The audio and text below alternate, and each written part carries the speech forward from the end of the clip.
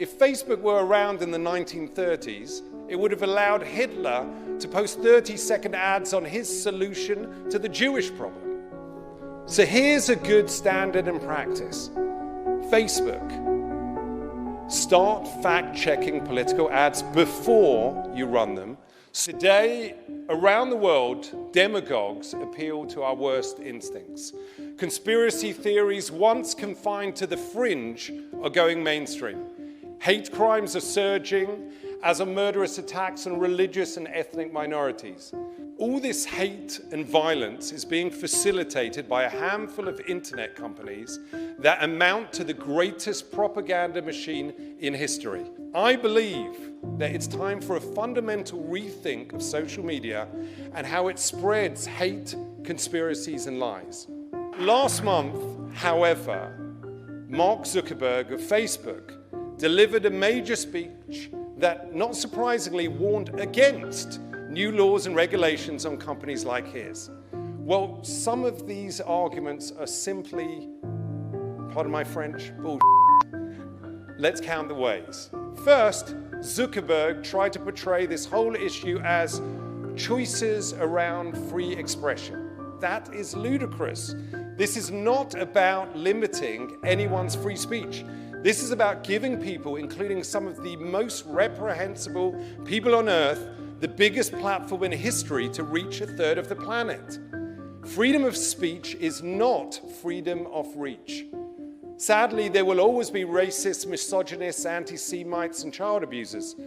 But I think we can all agree that we should not be giving bigots and pedophiles a free platform to amplify their views and target their victims. Second, Mark Zuckerberg claimed that new limits on what's posted on social media would be to pull back on free expression. This is utter nonsense. We're not asking these companies to determine the boundaries of free speech across society. We just want them to be responsible on their platforms. Third, Mark Zuckerberg seemed to equate regulation of companies like his to the actions of the most repressive societies. Incredible. This from one of the 6 people who decide what information so much of the world sees. Here's an idea. Instead of letting the Silicon Six decide the fate of the world, let our elected representatives, voted for by the people of every democracy in the world, have at least some say. Fourth, Zuckerberg speaks of welcoming a diversity of ideas. And last year he gave us an example. He said that he found posts denying the Holocaust deeply offensive, but he didn't think Facebook should take them down because I think there are things that different people get wrong. To quote Edward R. Murrow, one cannot accept that there are on every story 2 equal and logical sides to an argument. We have, unfortunately, millions of pieces of evidence for the Holocaust. It is an historical fact. And denying it is not some random opinion. Those who deny the Holocaust aim to encourage another one. Fifth, when discussing the difficulty of removing content, Mark Zuckerberg asked, where do you draw the line? Yes, drawing the line can be difficult. But here's what he's really saying. Removing more of these lies and conspiracies is just too expensive. The truth is, these companies won't fundamentally change because their entire business model relies on generating more engagement, and nothing generates more engagement than lies, fear, and outrage.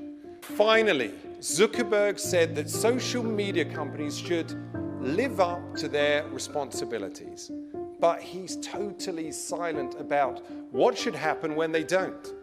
By now, it's pretty clear they cannot be trusted to regulate themselves. As with the Industrial Revolution, it's time for regulation and legislation to curb the greed of these high-tech robber barons. In his speech, Zuckerberg said that one of his main goals is to uphold as wide a definition of freedom of expression as possible. It sounds good.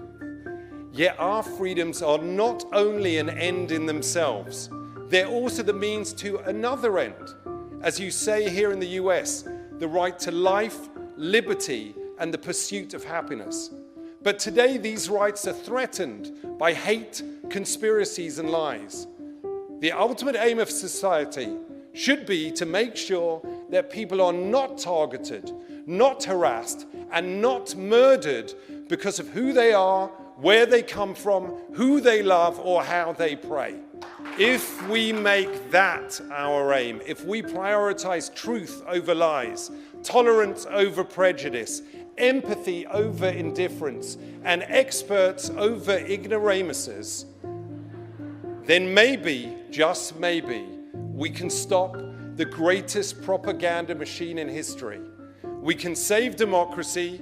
We can still have a place for free speech and free expression. And most importantly, my jokes will still work. Thank you very much.